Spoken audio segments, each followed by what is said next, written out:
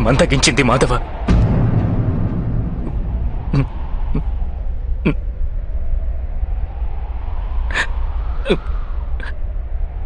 నాలోని అణువణువు కంపిస్తోంది. ఇప్పుడు నా చేతులలో శస్త్రాన్ని ఎత్తే శక్తి లేదు. నా గాంధీవం చేతి నుండి జారిపోతోంది మాధవ.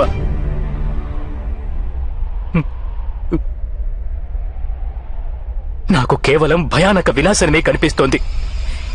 కేవలం భయానక వినాశనం.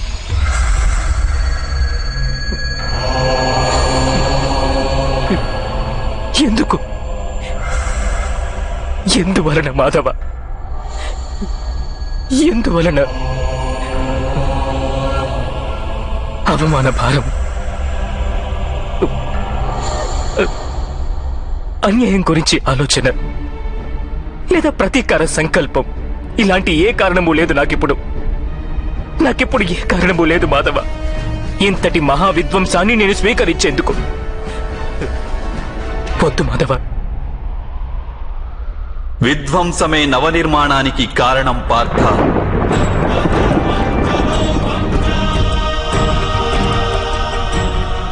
మొక్కకున్న ఒక శాఖను ఖండిస్తే 2 శాఖలు ఉద్భవిస్తాయి. నీవు నేటి విధ్వంసానికి ఎందుకు భయపడుతున్నావు? రేపు మళ్లీ నవనిర్మాణం జరిగి తీరుతుందన్న సత్యాన్ని నీవెరుగవా?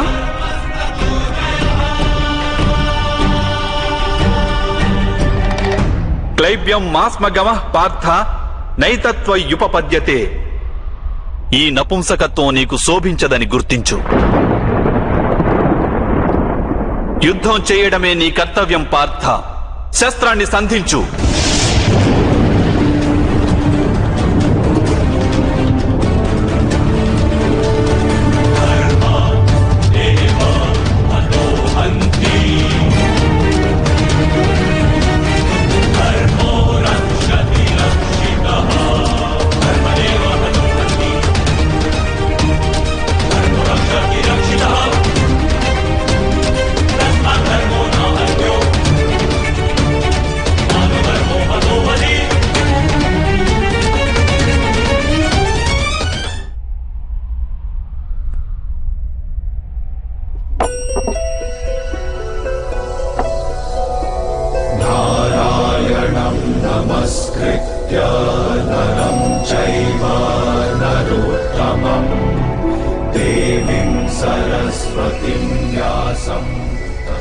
నా ఆత్మకు సారథిగా మారి మీరు నా జీవిత రథాన్ని ఉచిత మార్గంలో నడిపించండి మాధవ.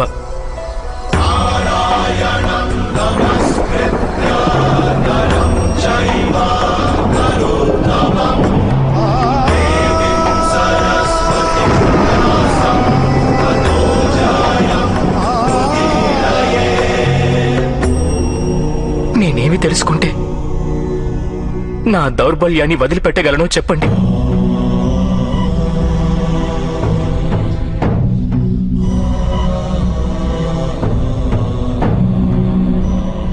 లే పార్థ,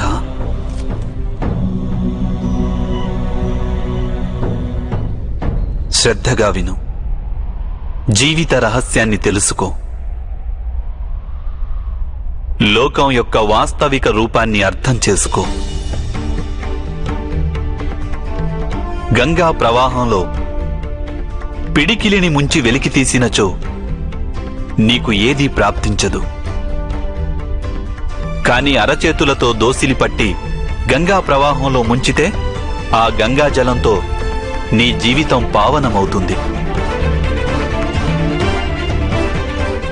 పరబ్రహ్మం విభాజన చెంది పురుషుడు ప్రకృతి ఉద్భవించాయి.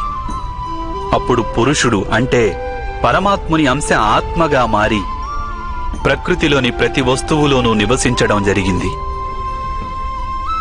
ఆ ఆత్మను మోహం, అంధకారం ఆవరించాయి పార్థ. ఆ మోహ నిద్ర నుండి జాగృతమై తనని తాను పరమాత్ముని అంశగా తెలుసుకోవడమే ఆత్మ యొక్క కర్తవ్యం, ఉద్దేశ్యం. అదే జీవన కార్యం. కాని మాధవ, ఒకవేళ ప్రతి ఆత్మ పరమాత్మ అంశ అయితే మరి ఉన్నతి అధోగతి స్వయంగా పరమాత్మే చేస్తున్నాడా? బురదలో పడిన రత్నం ఏ విధంగా ప్రకాశించదో అదే విధంగా ప్రకృతిలోని 24 పదార్థాల నుండి వేరైన ఆత్మ అది ఒక పరమాత్మ అంశే అనే సత్యాన్ని విస్మరిస్తుంది. ఆత్మలు ఎక్కువ శాతం తమ దేహాన్నే సర్వస్వంగా భావిస్తాయి. తాము దేహానికి భిన్నమని అవి తెలుసుకోలేకపోతాయి. శరీరానికి కలిగే సుఖం, దుఃఖం, రుచి, వాసన ఇత్యాది అనుభవాలను అవి తమ అనుభవాలని భావిస్తుంటాయి. అసలు మార్పు కోసం ప్రయత్నం కూడా చేయవు.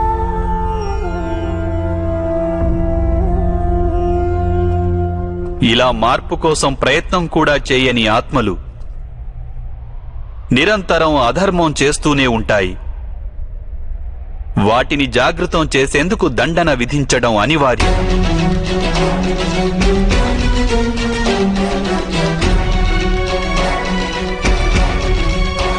నీవు ఇది తెలుసుకో పార్థ, నీవు శరీరానివి కాదు, కేవలం ఒక ఆత్మవు. ఈ రణభూమిలో కనిపిస్తున్న ప్రతి ఒక్క యోధుడు వాస్తవానికి నీవు అనుకుంటున్నవారు కాదు. కొంతకాలం పాటు వీరందరూ ఈ శరీరాలలో వాసం చేస్తున్నవారు.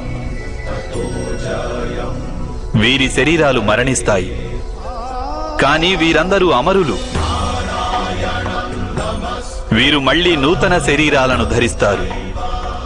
తాము ఆత్మస్వరూపులమని తెలుసుకునే వరకు తమ అధర్మాన్ని త్యజించి ధర్మ మార్గానికి వచ్చే వరకు వీరందరూ ఇలా జన్మిస్తుంటారు, అలాగే మరణిస్తుంటారు. ఇదే బ్రహ్మ విద్య బోధించే ప్రథమ పాఠం పార్థ. జన్మించిన వారికి మరణం అనివార్యం. అలాగే మరణించిన వారు అవశ్యం మళ్లీ జన్మిస్తారు. ఈ మహాజ్ఞానాన్ని సాంఖ్యయోగమని అంటారు.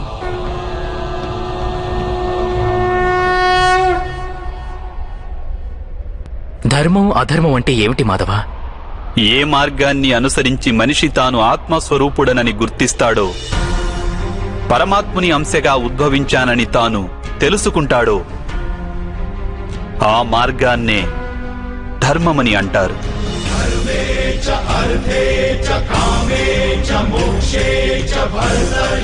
ఎప్పుడు మనిషి తనను తాను పరమాత్మ స్వరూపునిగా అర్థం చేసుకుంటాడో అప్పుడు సృష్టియే పరమాత్మయని, పరమాత్మయే సృష్టి అని వానికి అనుభవగతం కాగలదు. సృష్టికి పరమాత్మకు ఏ భేదమూ లేదు.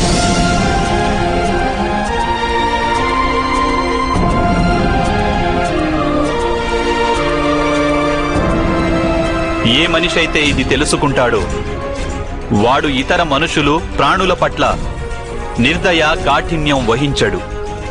వానికి ఇది తెలుసు, జిహ్వను ఖండిస్తే బాధ కేవలం జిహ్వకే ఉండదు.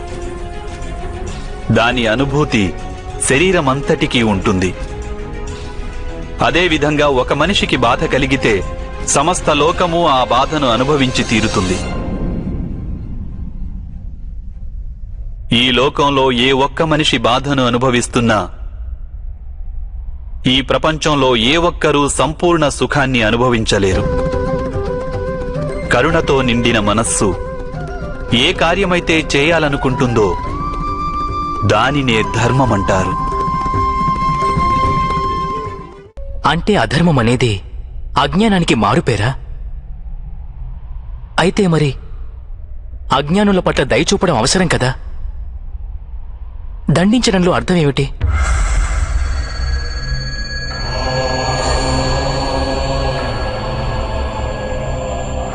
అజ్ఞాని జ్ఞానం విలువను తెలుసుకునేందుకు సిద్ధంగా లేకుంటే, జ్ఞానం వైపు దృష్టి సారించేందుకు సిద్ధంగా లేకుంటే అప్పుడు దండనే దయ అవుతుంది.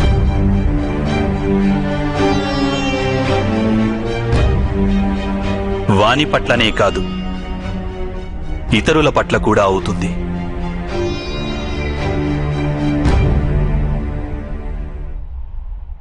సృష్టిగతి సదా పరమాత్మ వైపే ఉంటుంది. ఇది అనివార్యము. కాని అప్పుడప్పుడు ఒక దుస్థితి ఉత్పన్నమవుతుంది.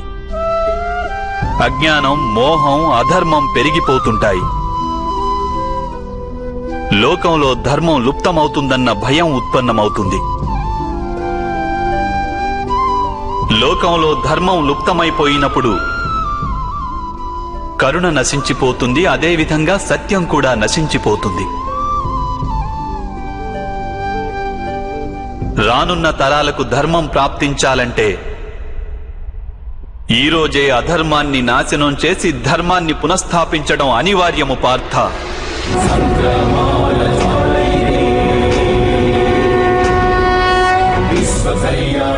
ఈ పరిస్థితి అటువంటిదే పార్థ. ఇక ధర్మ సంస్థాపన చేసే కర్తవ్యం కేవలం నీదే. కనుక దౌర్బల్యాన్ని త్యజించు. ఇకనైనా యుద్ధం చేసేందుకు సిద్ధంగా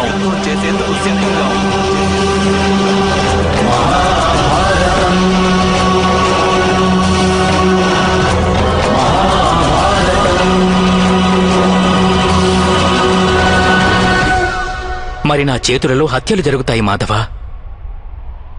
నా కారణంగా ఇంకొకరి ప్రాణాలు పోతే నాలో ఉన్న కరుణ నశించినట్లు కాదా మాధవ?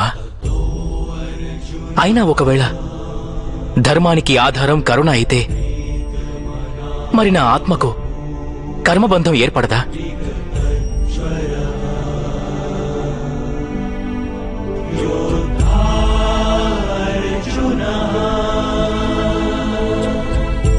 కర్మబంధం అనేది అవశ్యం ఏర్పడుతుంది.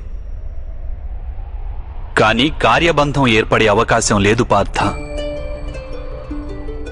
నీవు కర్మకు కార్యానికి మధ్య ఉన్న భేదమేమిటో తెలుసుకోవడం అవసరం. అన్ని కర్మలు కార్యాలే, కాని అన్ని కార్యాలు కర్మలు కావు. కర్మ అనే కార్యమేమిటంటే దానికి ఫలితం అనే ఆశ తోడై ఉంటుంది. మనిషి ఎప్పుడూ సుఖానికై, సంపదకై, ప్రశంసకై ఆశించి కనుక ఒక కార్యం చేస్తే వాడు ఆ కార్య ఫలితానికి బద్ధుడవుతాడు. ఎప్పుడైతే కర్మను ఫలితాన్ని ఆశించి చేస్తారో దానిని సకామ కర్మయోగం అంటారు.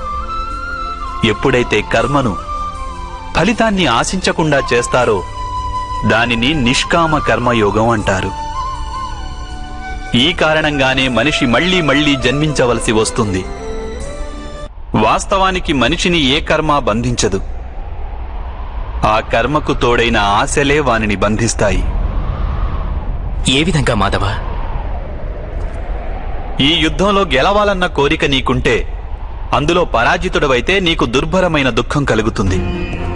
ఆ దుఃఖం నీ చేత ఇతర కార్యాలు చేయిస్తుంది. దానివలన నీవు మళ్లీ జన్మించవలసి వస్తుంది.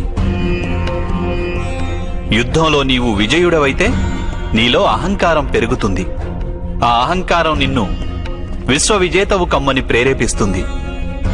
నీ చేత హత్యలు చేయిస్తుంది. ఆ పాపం నిన్ను బంధిస్తుంది.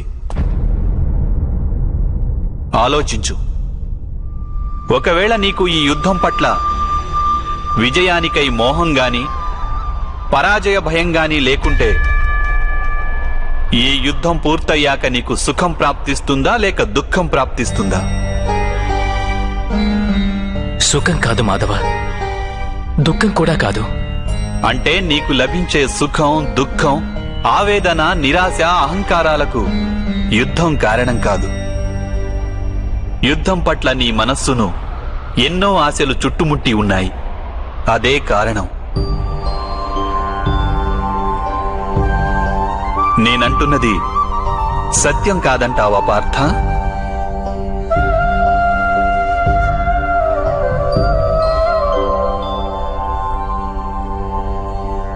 సుఖ దుఃఖే సమే కృత్వా లాభాలాభౌ జయాజయౌ తతో యుద్ధాయ యుజ్యస్వ నైవం పాప మవాప్స్యసి. అంటే సుఖదుఖాలను సమానంగా భావించి లాభం, హాని, జయాపజయాల గురించి ఆలోచించకుండా నీవు యుద్ధం చేస్తే కౌంతేయ, నీవప్పుడు పాపంలో భాగస్థుడవు కాబోవు. దీనినే కర్మయోగం అంటారు. కాని మాధవ, ఒకవేళ కార్యబంధం నిశ్చితమైతే లౌకిక జీవితాన్ని విడిచి సన్యాసం తీసుకోవడం ఉచితం కాదా? ఈ ఆలోచన పర్యవసానంగానే ఈ రోజున యుద్ధం జరుగుతోంది పార్థ.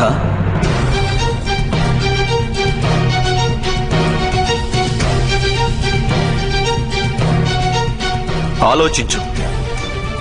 ఎప్పుడైతే సత్వగుణం కలిగి ధర్మాన్ని తెలుసుకున్న వారు కర్మలను త్యాగం చేస్తారో అప్పుడు అధర్మ మనస్కులైన వారే ఈ లోకంలో రాజ్యం చేస్తారు.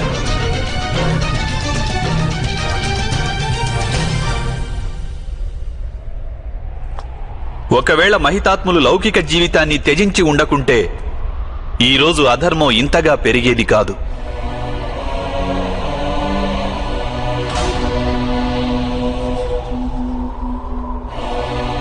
అలాగే మీ పితృదేవులు ఆనాడు సన్యసించి ఉండకుంటే ఈరోజు బావ యుధిష్ఠిరుడు సుఖంగా రాజ్యం చేస్తుండేవాడు.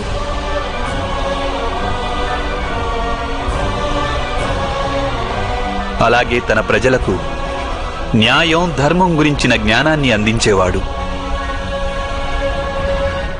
కానీ బాధాకరమైన విషయం ఏమిటంటే సత్వగుణం నిండిన వారే లోకానికి లాభం చేకూర్చగలరు. కానీ వారే సన్యసించాలని ఆలోచిస్తారు. జలం బాష్పంగా మారి ఆకాశానికి చేరుతుంది. ఇక బురద అక్కడే పడి ఉంటుంది. అలాగే సత్వగుణం గల సజ్జనులు లోకాన్ని త్యాగం చేస్తుంటారు. ఇక తమస్సులో ఉన్న అధర్మపరులు లోకంలోని కార్యాలు చేస్తుంటారు. ఈ కారణంగానే లోకంలో పాపం, అధర్మం పెరుగుతుంటాయి.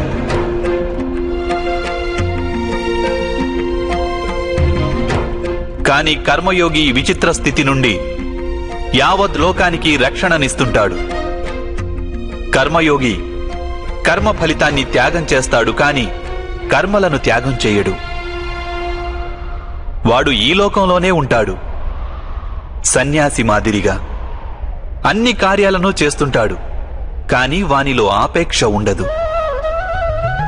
కర్మయోగికి తన సంతానం నుండి, స్వజనుల నుండి, తన ప్రజల నుండి ఎటువంటి ఆపేక్ష గాని, ఆశ గాని ఉండవు. స్వయంగా ఒక సన్యాసిగా అనుభూతి చెందుతాడు. కాని సమాజానికి సంసారి మాదిరిగా లాభం చేకూరుస్తాడు. మనిషి తన సంతానం సుఖంగా ఉండాలని శ్రమపడతాడు మాధవ. సంతానం వలన సుఖపడాలన్న ఆపేక్ష ఎందుకు ఉండకూడదు? మనిషి తన సంతానం కోసం ఏది చేసినా అది వ్యాపారమా లేక ప్రేమా పార్థ? ప్రేమ మాధవ. మరి తాను చేసిన దానికి ప్రతిఫలం ఆశించడం ఎందుకు పార్థ? భవిష్యత్తులో లాభం కోసం వ్యాపారంలో ఎదురు చూస్తారు, ప్రేమలో కాదు.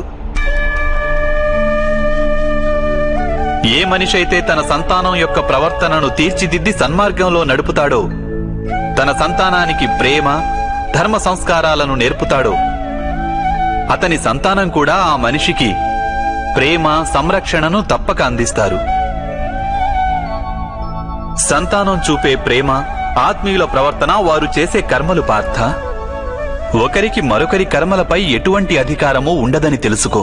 వారి నుండి ఏదైనా ఆశించి, ఆపేక్షించి ప్రయోజనమేమిటి? దీనిని నీవు దీర్ఘంగా ఆలోచించి చూస్తే వెంటనే అర్థమయ్యేదేమిటంటే జీవితంలో ఎవరైనా సరే, ఏ విషయం గురించైనా సరే ఆశలు, ఆపేక్షలు పెంచుకోవడం అనివార్యం కాదు. యావత్ సృష్టిలోనే పరమాత్ముడున్నాడు. మనిషి స్వయాన ఆ పరమాత్ముని అంశ. అప్పుడు లోకంలోని అన్ని పనులు ఆ పరమాత్ముడివే. స్వయంగా మనిషన్నవాడు ఏదీ చెయ్యలేడు. ఇదే కర్మయోగ మూల సిద్ధాంతం పార్థ.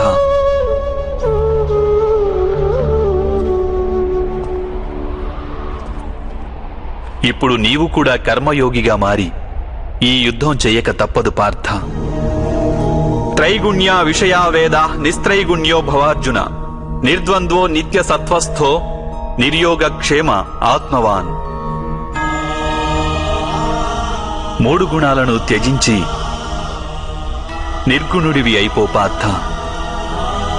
ద్వంద్వ ప్రవృత్తి నుండి ముక్తి లభిస్తుంది. సత్వగుణంతో విరాజిల్లుతూ పరమాత్మునిపై మనస్సును లగ్నం చేసి నీ కర్తవ్యాన్ని నిర్వహిస్తూ ఉండు.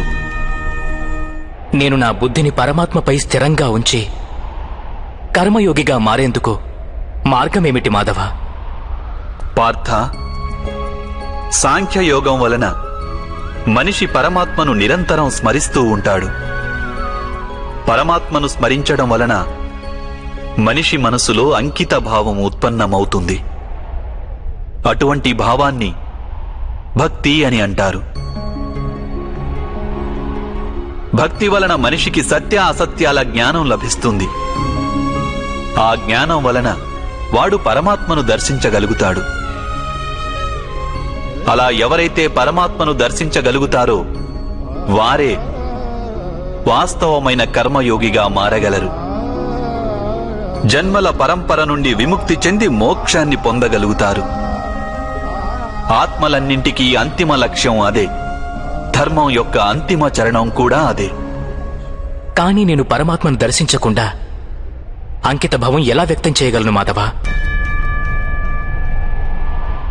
ఈ సృష్టియే పరమాత్మ, పరమాత్మయే సర్వస్వం. పరమాత్మ కానిదంటూ ఇంకేమీ లేదు. ఎవరు తమ ఆత్మను దర్శించగలుగుతారో వారే పరమాత్మను దర్శించగలుగుతారు. ఏ విధంగా ఉప్పులోని ఒక కణానికున్న రుచి మహాసముద్రపు నీటి రుచికి భిన్నమైనది కాదో, అదేవిధంగా నీ ఆత్మను నీవు దర్శించడం పరమాత్మ దర్శనానికి భిన్నమైనది కాదు.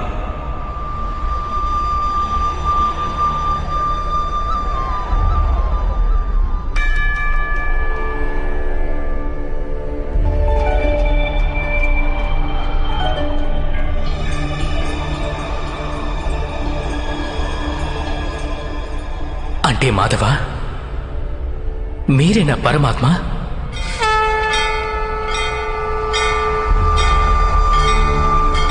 అవును పార్థ, నేను పరమాత్మను. నీవు కూడా పరమాత్మవే పార్థ. కానీ నీవు ఇప్పటికీ జాగృతం కాలేదు. నేను ఈ రహస్యాన్ని తెలుసుకున్నాను. ధర్మస్య తదాత్మానం సృజామ్యహం. అయితే మాధవ, మీ పట్ల అంకిత భావం ఉంటే ఈశ్వరుని పట్ల అంకిత భావం ఉన్నట్లే కదా? అవశ్యం. నా పట్ల ఉన్న అంకిత భావమే పరమాత్మ పట్ల అంకిత భావం. సర్వధర్మాన్ పరిత్యజ్య మామేకం శరణం వ్రజ. సర్వ జగతిని త్యాగం చేసి కేవలం నన్నే ఆశ్రయించు పార్థ.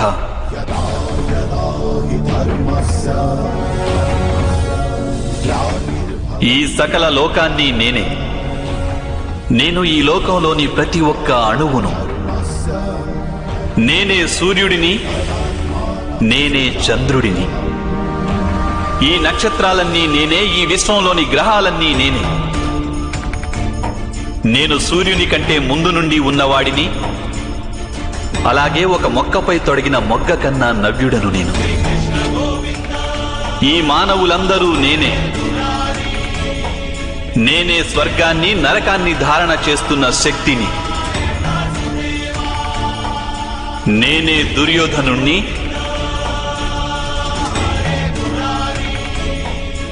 అలాగే అర్జునుడిని కూడా నేనే.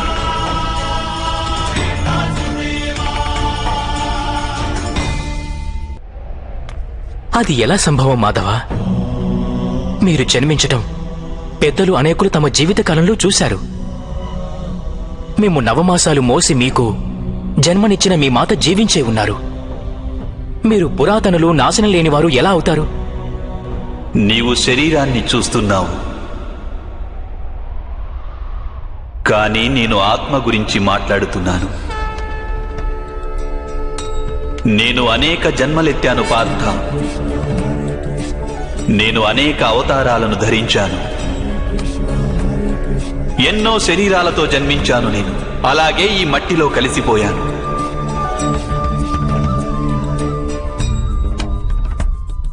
ఇక ముందు కూడా నేను పదే పదే జన్మిస్తుంటాను.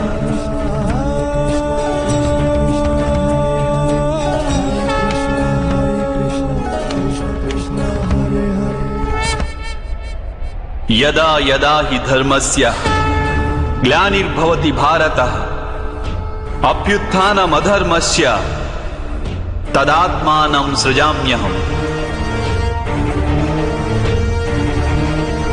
పరిత్రాణాయ సాధూనాం వినాశాయ చ దుష్కృతాం ధర్మ సంస్థాపనార్థాయ సంభవామి యుగే యుగే.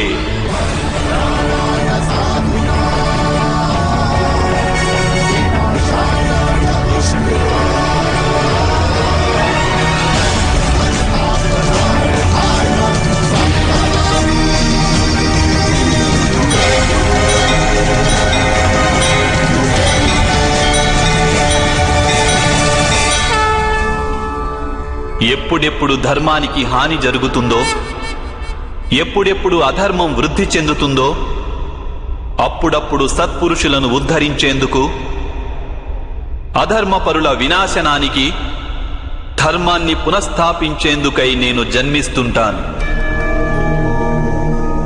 ఇది ప్రతి యుగంలోనూ జరుగుతూ వచ్చింది, అలాగే ఇక ముందు కూడా జరుగుతూనే ఉంటుంది. నేనే నాశనం లేని పరమాత్మను. నేనే మత్స్యావతారాన్ని, నేనే వామనావతారాన్ని,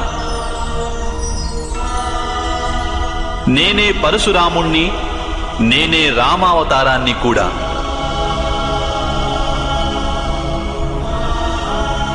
నేనే బ్రహ్మ విష్ణు మహేశ్వరులను, నేనే సరస్వతి లక్ష్మి పార్వతిని కూడా.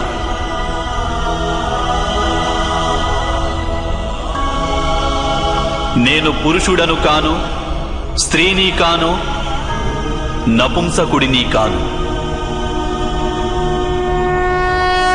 నేను శరీరాన్ని కాను, శరీర అవయవాలను కాను. నేను జ్ఞానాన్ని, సృష్టిని, చైతన్యాన్ని. నేను పరబ్రహ్మను. నేనే సర్వస్వాన్ని. అలాగే నేను ఏమీ కాను.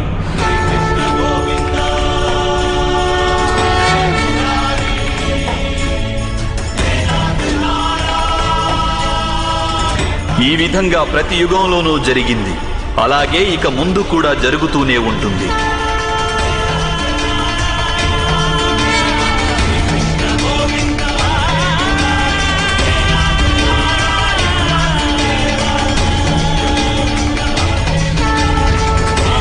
ఎప్పుడు నీవు ఆత్మజ్ఞానాన్ని పొందుతావో పార్థ, అప్పుడే నీవు నాలో ఐక్యం కాగలవు.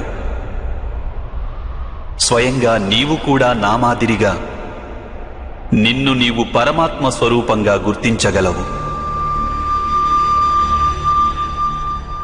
కానీ నీవు ఆ పదాన్ని చేరుకునేందుకు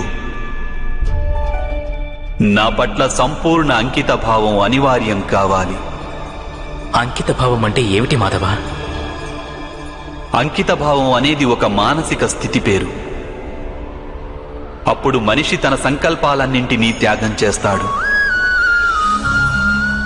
స్వయంగా ఏ విధమైన నిర్ణయాన్ని గాని లేక ప్రతిజ్ఞని కాని తీసుకోడు. ఏ విధమైన పనులు వానికి నిర్దేశించారో ఆ విధమైన పనులే చేస్తుంటాడు. వాస్తవానికి అంకిత భావానికి అర్థమేమిటంటే, తమను తాము, తమ మనస్సును, బుద్ధిని, జ్ఞానాన్ని, ఇచ్ఛలను, ఆశలను, మనసులోని భావనలను, తమ సర్వస్వాన్ని ఇంకొకరికి అర్పించడమే. ఇటువంటి అంకిత భావాన్ని భక్తి అని అంటారు. భక్తితో కొలవడం అంటే ఏమిటి మాధవ? అంకిత భావమే భక్తి కాదా? కాదు పార్థ, అంకిత భావం భక్తిలో మొదటి అడుగు మాత్రమే. వాస్తవానికి భక్తి అనేది ఒక కార్యం వంటిది కాదు, అది ఒక మనస్థితిని సూచిస్తుంది. నిత్య జీవితంలో మనిషి జపతపాలు, యజ్ఞయాగాలు, యమనియమాలు, యోగం, స్వాధ్యాయం అనే మాధ్యమాలతో తన అంతరంగాన్ని శుద్ధి చేసుకుని పరమాత్మ పట్ల అంకిత భావంతో ఉండాలి. మనిషి తాను చేసే పనులను, తన కర్మల ఫలితాన్ని, జీవితంలోని ఉచ్ఛ్వాస నిశ్వాసాలను పరమాత్మకు సమర్పిస్తూ ఉండాలి.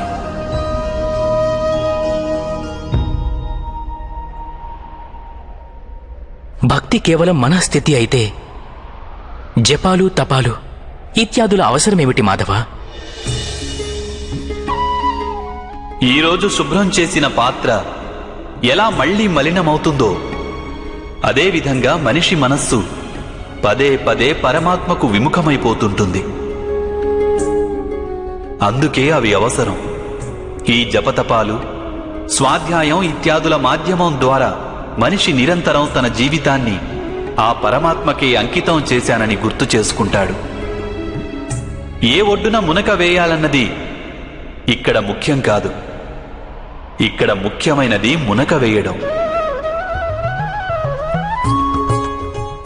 భక్తి యోగ సారం ఒక్కటే పార్థ. మనిషి పరమాత్మకు తన జీవితాన్ని అర్పణ చేసి పరమాత్మను భక్తితో కొలుస్తుండాలి. అలాగే సత్వగుణమనే సంపదను పదిలంగా దాచుకోవాలి. సత్వగుణ సంపద అని దేనిని అంటారు మాధవ? అహింస, సత్యం, క్రోధస్త్యాగ, శాంతి, పైశునం, దయా, భూతేష్వలోలత్వ, మార్ధవం, హ్రీరచాపలం, తేజ, క్షమాధృతి, అనిత భవంతి సంపదం దైవీం అభిజాతస్య భారత.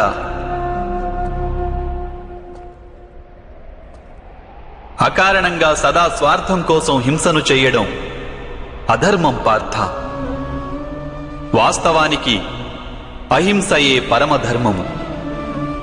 అహింసతో పాటు సత్యం, క్రోధం వహించకుండడం, త్యాగం, మనశ్శాంతి, నిందించకుండడం, దయాభావం, సుఖానికి ఆకర్షితుడు కాకుండడం, అకారణంగా ఏ కార్యము చేయకుండడం, తేజం, క్షమ, ధైర్యం, శరీర శుభ్రత, ధర్మానికి ద్రోహం చేయకుండడం, అహంకారం లేకుండా ఉండడం, ఈ గుణాలన్నింటినీ సత్వగుణ సంపద లేక దైవీక సంపదలని అంటారు. వీటి వలననే మనిషి పరమాత్మను అంటే నన్ను భక్తితో కొలుస్తాడు. తన జీవిత కర్తవ్యాన్ని నిర్వహిస్తాడు, ధర్మ సంస్థాపన చేయగలడు, అలాగే కర్మఫలానికై ఆశను త్యాగం చేసి జీవిస్తాడు. వానికి నేను నిస్సందేహంగా ఈ జన్మలో ఆనందాన్ని అందిస్తాను, మరణించిన పిమ్మట వానిని నాలో ఐక్యం చేసుకుంటాను.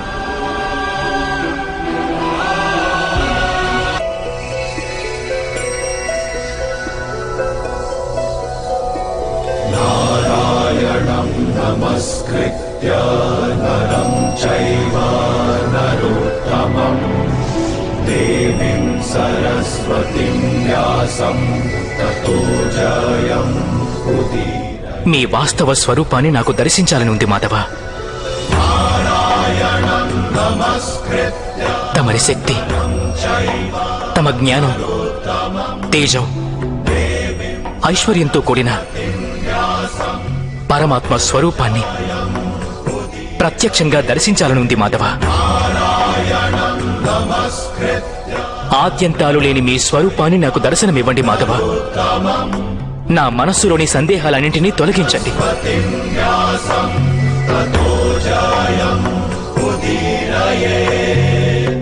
మీ దర్శనమివ్వండి మాధవ.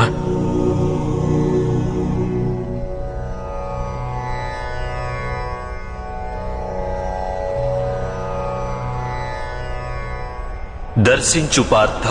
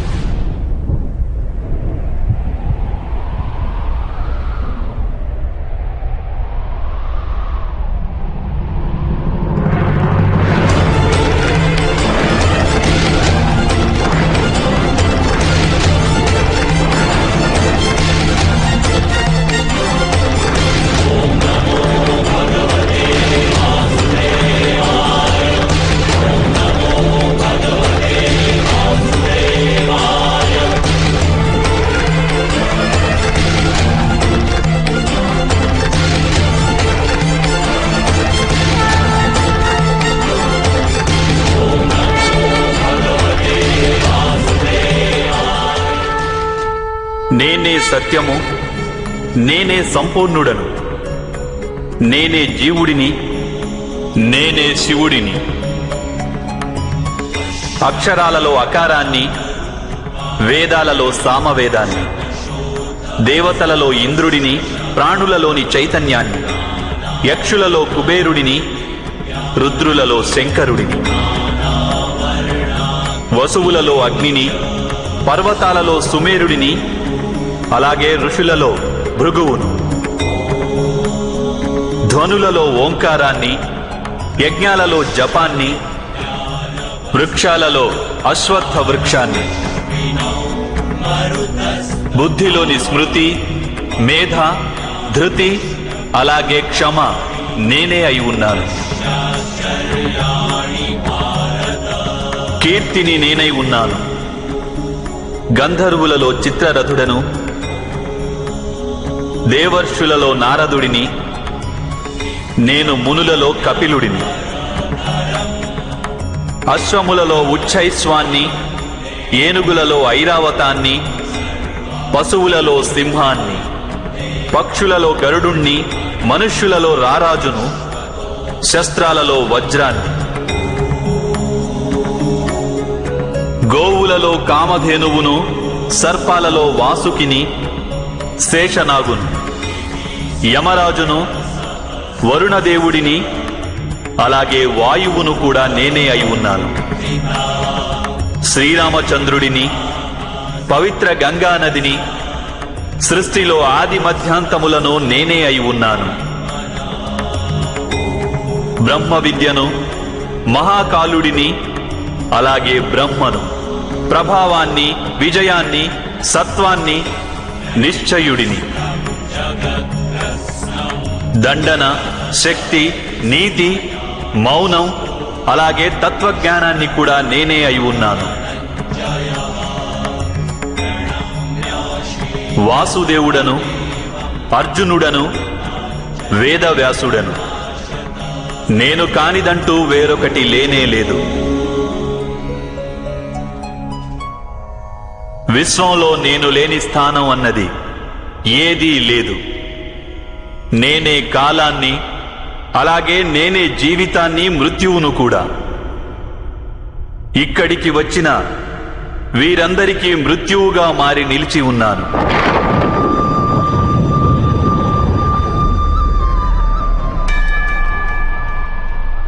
నీవు శస్త్రాన్ని సంధించకున్నా అప్పుడు కూడా నేను వీరందరినీ వధించగలను.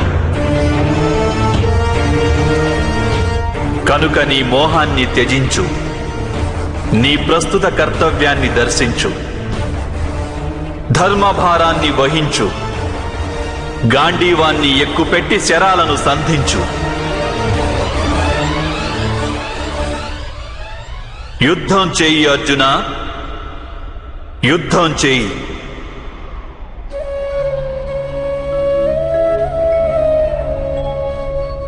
హే మాధవ, హే మధుసూదన,